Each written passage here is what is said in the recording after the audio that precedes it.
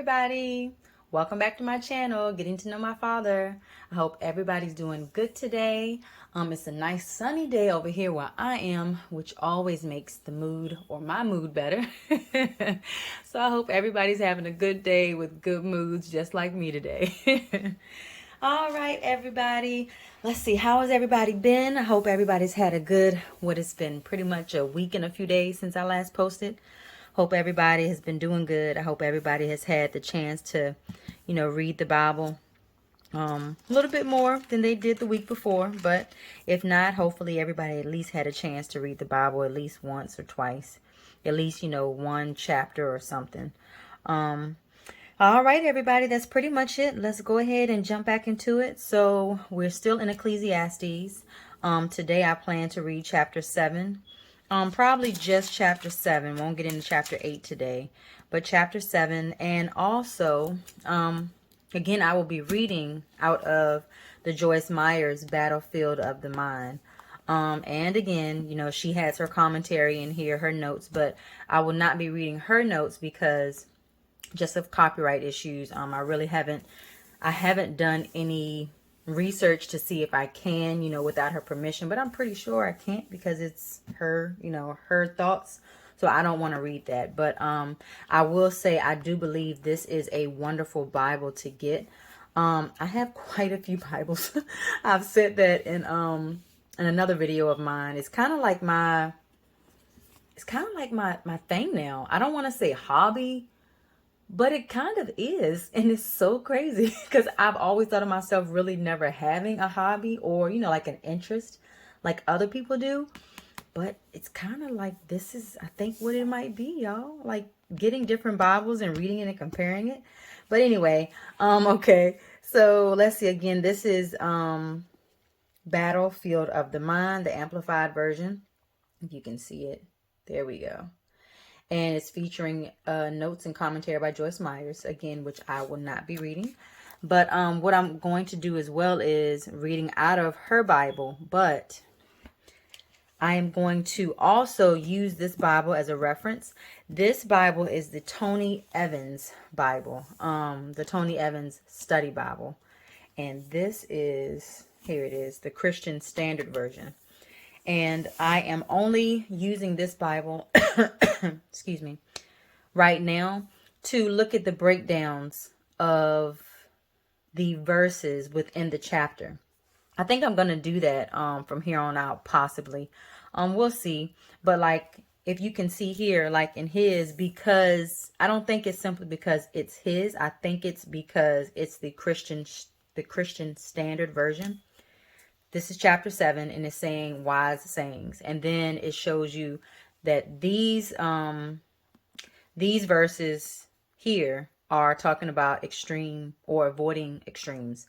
Then the same thing for these verses here, what the teacher found. And see, with this is the Amplified version. The Amplified version does not do that. But the Amplified version have like little, I guess, further explanations about certain things. So I'm going to use both and see how that works. Okay. All right. So again, let's go ahead and get into chapter 7. So what I'm going to do is chapter 7. So wise sayings. That's the very beginning of chapter 7 to verse 14. So let's see. Hopefully I can remember that. So wise sayings. Okay. Wise sayings. A good name is better than precious perfume, and the day of one's death better than the day of one's birth.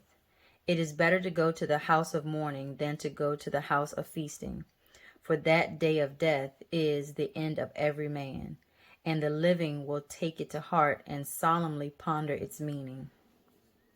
Sorrow is better than laughter, for when a face is sad deep in thought, the heart may be happy because it is growing in wisdom. The heart of the wise learns when it is in the house of the mourning, but the heart of fools is senseless in the house of pleasure. It is better to listen to the rebuke of the wise man and pursue wisdom than for one to listen to the song of fools and pursue stupidity. For like the crackling of burning thorn bushes under a pot, so is the laughter of the fool. And this too is vanity or futility.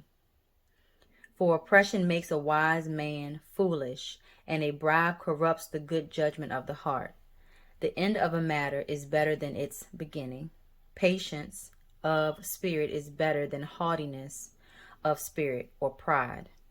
Do not be eager in your heart to be angry, for anger dwells in the heart of fools. Do not say, why were the old days better than these? For it is not from wisdom that you ask about this. Wisdom, along with an inheritance, is good, and an excellent advantage for those who see the sun. For wisdom is a protection, even as money is a protection. But the excellent advantage of knowledge is that wisdom shields and preserves the lives of its possessors. And that's when just looking at verses 10 through 12. That's something else too that I have been really thinking about lately. And I'm sure my husband too, but especially me. I have 3 small children, and you just want them to always be better off than you are. So as far as wisdom along with an inheritance is good. Yeah, when it comes to wisdom, I want to give them as much wisdom as I can. In saying that, of course, I'm, limited in my wisdom. I feel like I'm very limited in my wisdom. I'm hoping, reading the Bible will help me with that, at least to give my children or pass on to them the wisdom that can be found in the Bible. And then also an inheritance. That's something that me and my husband, we don't have. We never really had an inheritance. And that's not to say anything at all negative about our parents or family members. It's just that, they didn't have that luxury. And I'm not even going to say if, because I know that they didn't have that luxury, but for the things that they may have had, and maybe they could have done anything differently, I just don't know, if it was a thought process for them, because it wasn't something that they were exposed to either, growing up. As both my husband's parents and my parents, they had to work hard for what they had, and just like a lot of other people, so many other people, they didn't have an inheritance, passed down to them, whether it's money, homes, anything like that. But I will say, I do believe that our family tried as much as they could to pass down the wisdom that they had, which, we were blessed on that, to pass that wisdom down that they had to us. I was just really looking at the inheritance as far as like monetary wise, even though I know that's not everything. But again, in the Bible, it does say, for wisdom is a protection, even as money is a protection. But again, it says, but the excellent advantage of knowledge over money, I'm assuming, is that wisdom shields and preserves the lives of its possessors. So that is what I want my children to have. So, okay. Continuing on. Consider the work of God. Who can make straight what he has been? In the day of prosperity, be joyful. But in the day of adversity, consider that God has made the one as well as the other, so that man will not find out anything that will be after him.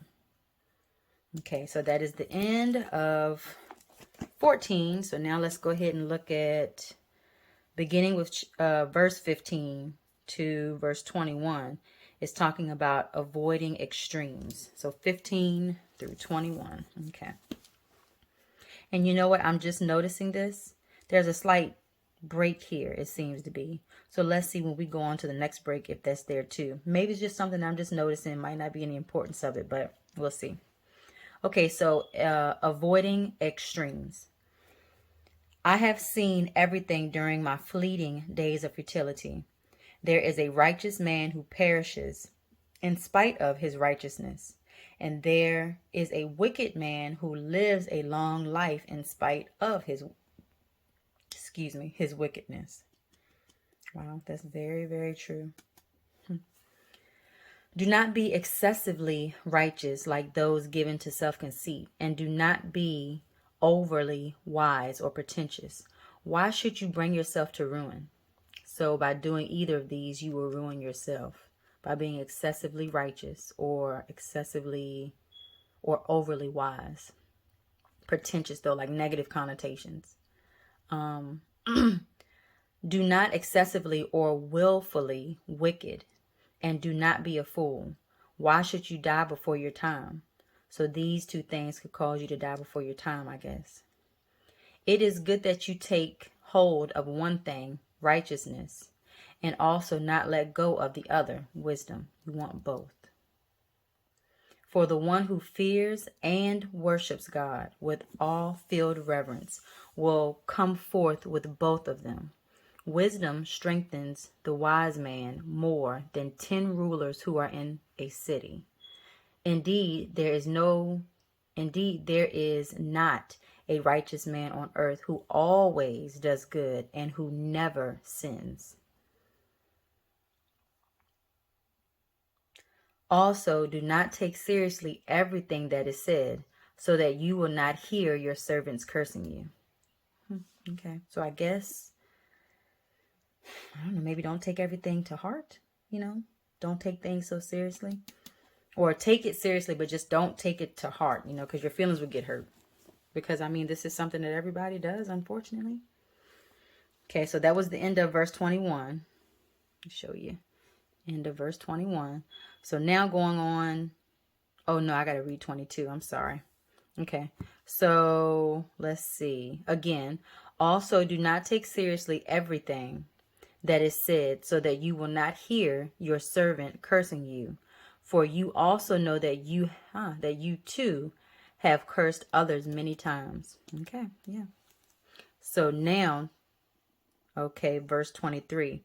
So now what I'm noticing is, at first, remember, I thought that this little break here was kind of like getting into another, I guess, lesson based on the verses. I see how 23 is in bold and 15 is in bold. But also 19 is in bold. I need to go, I guess, and probably read more into it. But I see how it's indented here. But anyway, that's nor here or there. It's just something I was trying to, find out. But okay, so now we're moving on to verse 23 to the end of the chapter. What the teacher found. Okay, so after talking about wise sayings and avoiding extremes, the teacher found,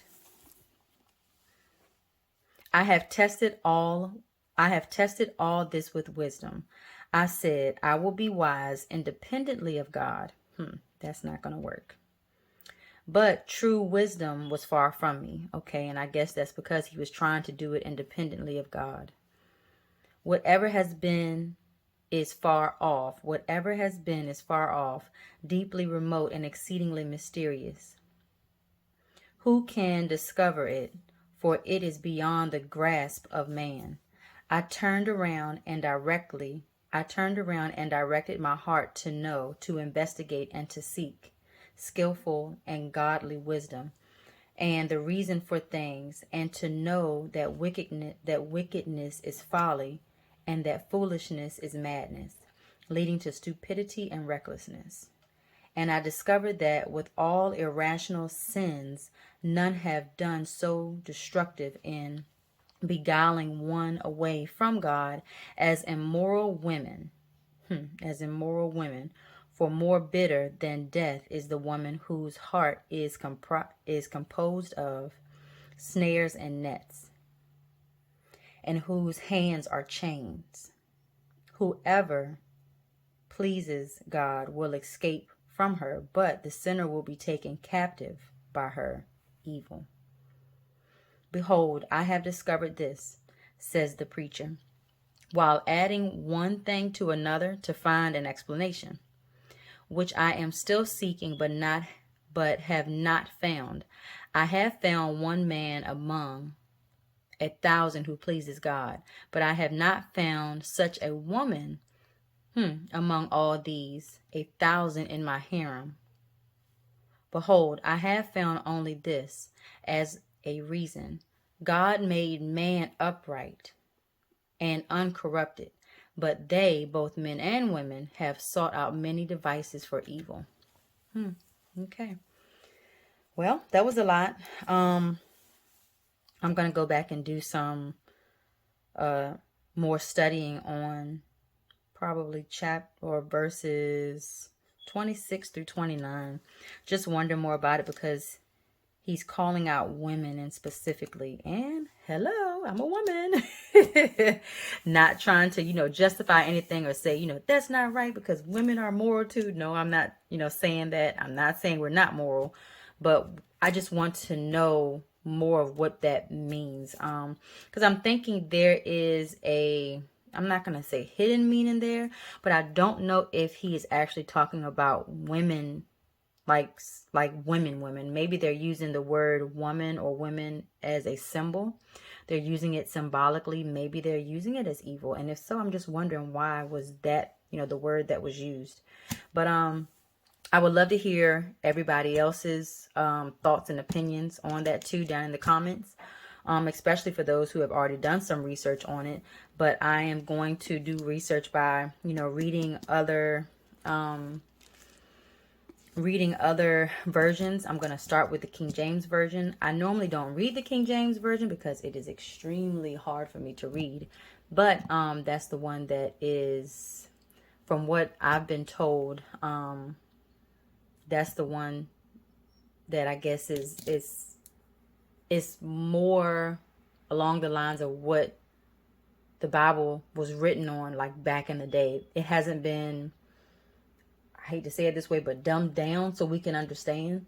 So maybe the meaning has been lost a little bit more, like through the other versions, like the amplified versions and things like that. But either way, it's just, I have to start somewhere. So I'm going to start with the easiest one for me to read and then move to the hardest as I go along, because years ago I tried the King James version and man, oh man, that was hard. But anyway, you guys, that is it. Thank you so much for tuning in today. Thanks for watching this through the entire video. My prayer for everybody is that everybody just have a blessed, happy day today. Same thing for the rest of the week. Everybody, family does well. You do well. And again, that's pretty much it, guys. Thanks for watching. Don't forget to like and subscribe and comment below. Okay, you guys. See you next time. Thanks for watching.